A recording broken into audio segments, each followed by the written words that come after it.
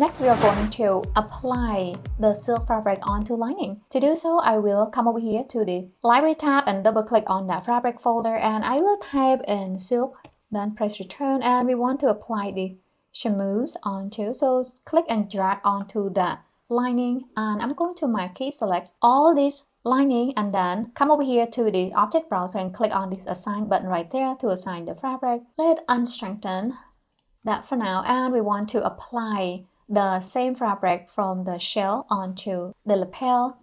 I will first create another copy of this fabric though, because I will apply that fabric onto pockets and the lapel. So I'm going to simply click and then assign that. Let's change that pocket fabric color into somewhat a little bit darker. Click and then drag it down here. A little darker, but not too dark, just a hint darker to show this different silhouette. One more thing we need to do here, we want to change this fabric to a little bit thicker. Simply click on this pattern, come to the property editor, and I want to change the thickness to 1.5. Press return enter on the keyboard. And then I'm going to come over here and then turn on this double-sided. And now we have this placket looks more realistic.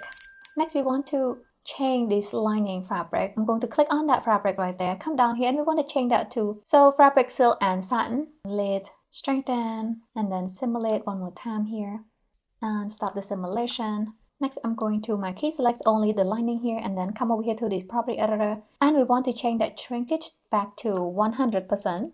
Press on return enter on the keyboard, and let's simulate one more time here and stop the simulation. I'm going to marquee select all the pattern pieces, right click and select and strengthen, and we want to see right here if we need to sew anything. Looks like we finished all our sewing, everything look amazing. Next, let's change the particle distance to 10. Marquee select all these pattern pieces except the shoulder pad, and come over here and change the particle distance to 10. And then I'm going to, once again guys, strengthen the pattern and then simulate one more time to take the effects, and stop the simulation and strengthen to see the finished look. So before we are finished, we want to double check one more time, make sure the shoulder pads are where they belong. Simply go to this fabric texture, and we want to change that to translucent. And if we look at right here in the jacket itself, the shoulder pads are between the shell and the lining. Next, I'm going to change that fabric back to stick texture. And that is guys. I hope you guys found the video helpful. And remember to give it a thumbs up and follow me on Encoder Fashion for more awesome videos like this. Thanks for watching guys.